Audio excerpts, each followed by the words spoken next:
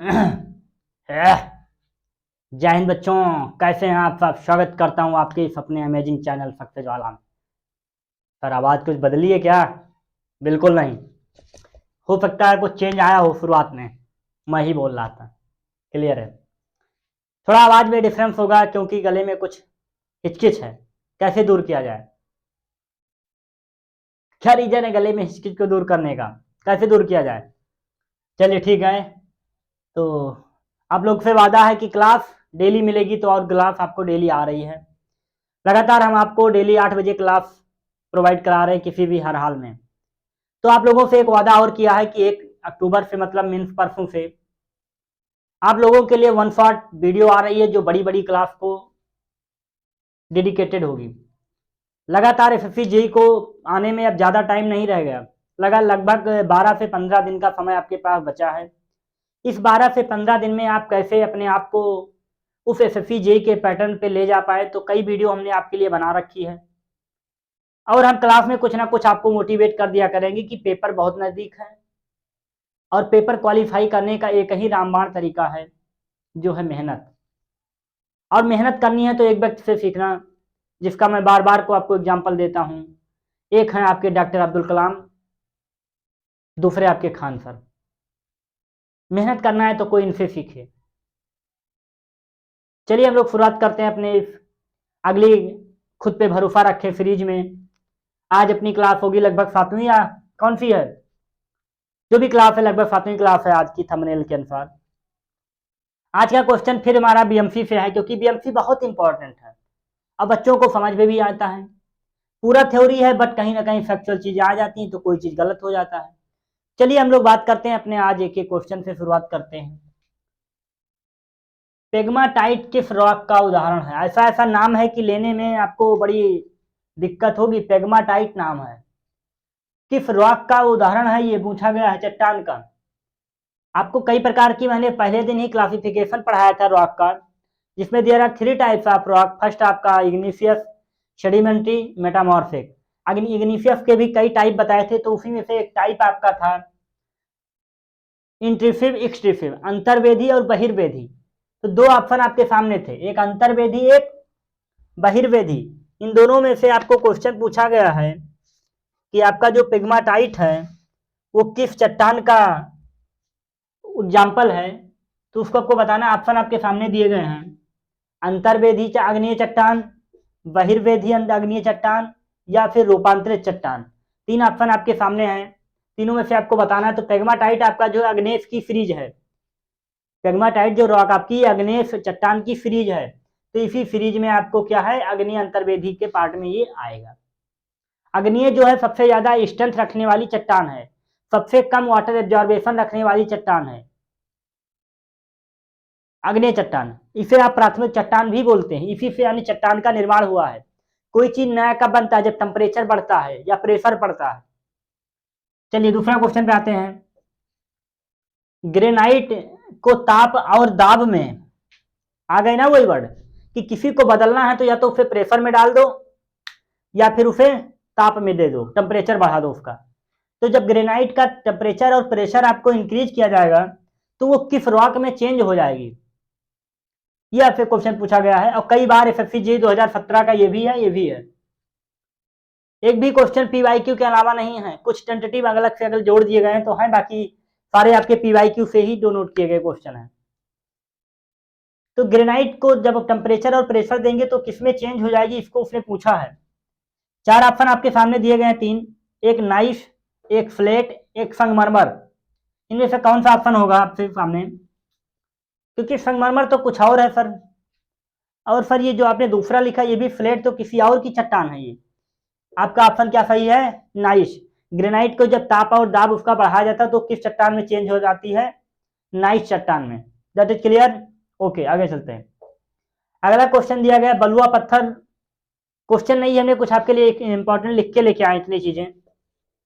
जैसे अगर हो सकता है कि पिछली बार ग्रेनाइट पूछा था, इस बार कुछ और पूछ ले आपसे। तो अगर सैंड स्टोन की बात करेगा कि सैंड स्टोन को अगर टेम्परेचर में परिवर्तन किया जाए तो किसमें चेंज हो जाएगा, तो उसे बोलते हैं क्वार्टजाइट। अगर सैंड लाइम स्टोन को अगर टेम्परेचर मिले, प्रेफर किया जाए तो किसमें बदल जाएगा? मार्बल में। संगमरमर को ही मार्बल बोलते हैं, खूब घर में लगवाते हैं सब। क्या मार्बल। अगला क्या लिखा, फाइल किस में चेंज हो जाती है, ये वर्ड आपके सामने लिखा था फ्लैट, ये किस चट्टान का रूपांतरित है, फाइल जो है फ्लैट का रूपांतरित है। एक चीज और आप सबके सामने डिनोट करना चाहते हैं, समझिएगा उसको, कि आपसे कभी कभी पूछा जाता है कि मोह पैमाना क्या होता है, कोई कठोरता कितनी है, तो एक क्वेश्चन आप हमारी तरफ से नोट करिएगा कि चट्टान का जो कठोरता है वो किससे मेजरमेंट किया जाता है, कि कौन सी सबसे कठोर चट्टान है, कौन कमजोर है। तो सबसे कम चट्टान कौन सी है जो चाकू से काटी जा सके। ये आपके लिए क्वेश्चन है, लिखिएगा, ऐसी कौन सी चट्टान है जिसको आप चाकू की सहायता से काट सकते हैं। इसको आप कमेंट सेक्शन में बताएंगे क्या है क्वेश्चन, कौन सी ऐसी चट्टान है जो चाकू की सहायता से काटी जा सकती है। हम क्या बताने वाले हैं आप सबको कि चट्टान की कठोरता को मेजरमेंट करने के लिए एक पैमाना यूज किया जाता है, जिस पैमाने को क्या बोलते हैं, मोह पैमाना। मोह पैमाना की सहायता से हम लोग यूज करते हैं, इस पे कुछ रीडिंग लिखी होती है, एज इट इज 1 2 3 10 तक। तो उसमें से जो पहली रीडिंग हम देखा गया, तो एक पत्थर होता है टाल्क, इस मोह के अनुसार सबसे कम तो इसे बताया गया, पर कहीं कहीं बुकों में कुछ और मिलता है। तो ये आपका क्वेश्चन है कि आप बताएंगे कि कौन सा ऐसा चट्टान है जो आपके चाकू के काटने से कट जाता है। इसको आप कमेंट सेक्शन में बताएंगे और हम लोग आगे चलते हैं, अपने आप आगे की क्वेश्चन पे आते हैं। क्लियर हो इतना, चलिए आगे चलते हैं।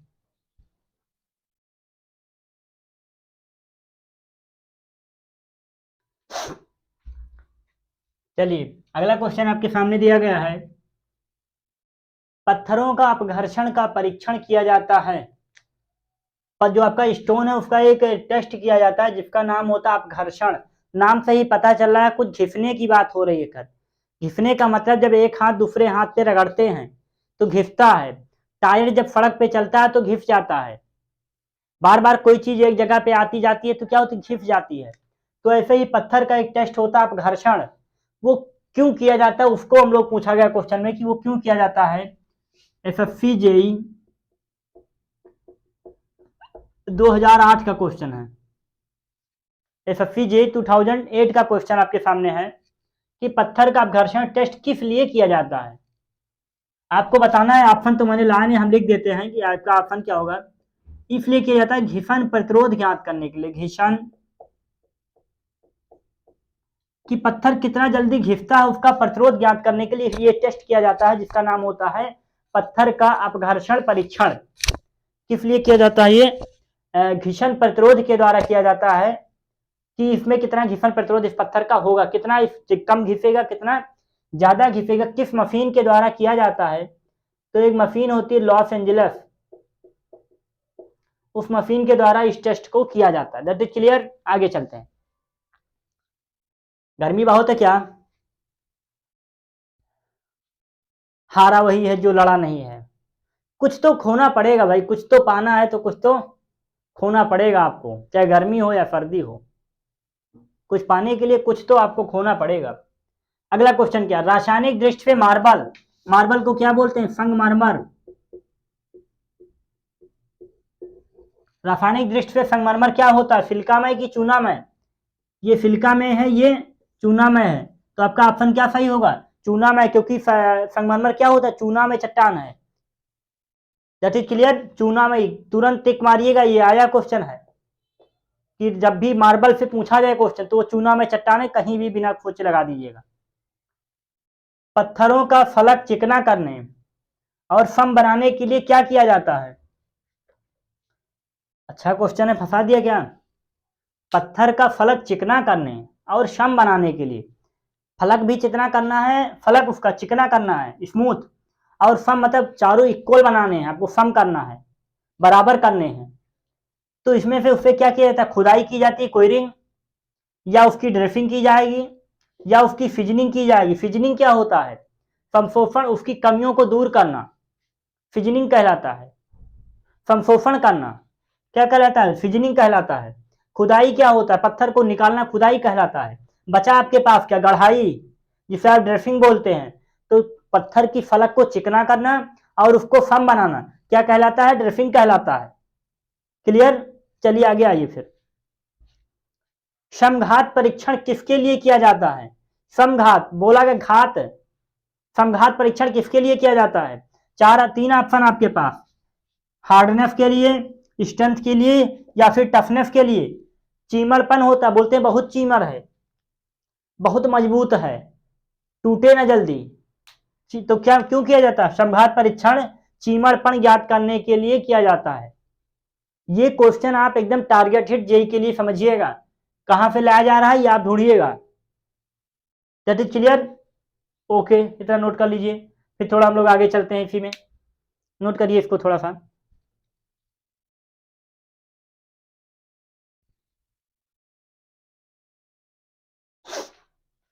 नोट हो गया इतना? अब हम लोग थोड़ा बात करेंगे बिना लिखे हुए आपसे थोड़ी देर।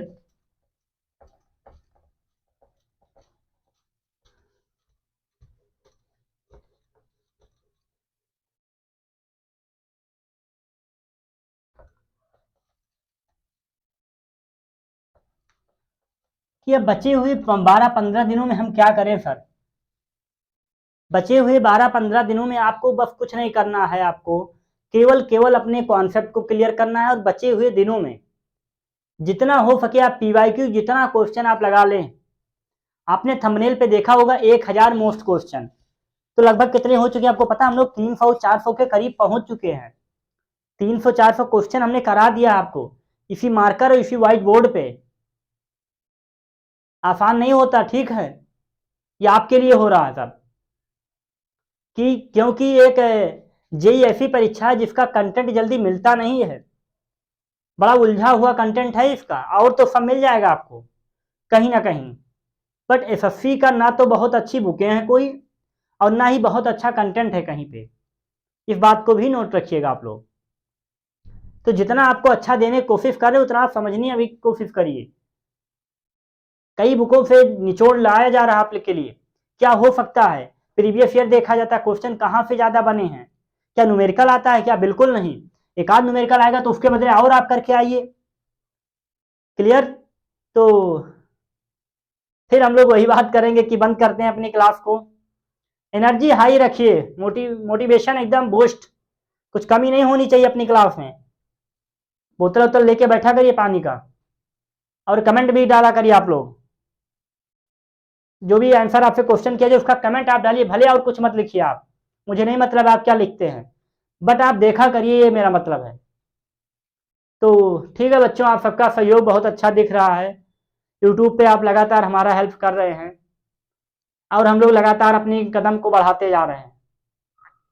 तो ऐसे ही आपका सहयोग चाहिए मुझे, जिससे हम लोग कुछ अच्छा एजुकेशन समाज में करने का जो ठान के रखा है कुछ कर सके हम लोग। तो अगर ये 200-140 करोड़ आबादी के लोग एक काम को मिलकर करने लगे तो क्या वो काम फिर कठिन रह जाएगा? कोई भी काम हो, अगर ये 140-180 करोड़ अपने काम को करने लगे मिलके, तो क्या कोई काम बचेगा? भारत किसी से पीछे रहेगा? बस इस बात का जवाब आप दे दीजिएगा बस, कि अगर 140 करोड़ की आबादी के लोग एक साथ मिलकर कोई काम करने लगे तो क्या कोई काम पीछे रहेगा? भारत किसी से पीछे रहेगा? भारत की इकोनॉमी कम रहेगी? ठीक है बच्चों, आप सभी को मेरा नमस्कार और जय हिंद। मिलते हैं अपनी अगली क्लास में, कल के बाद शुरू हंगामा। ठीक है बच्चों।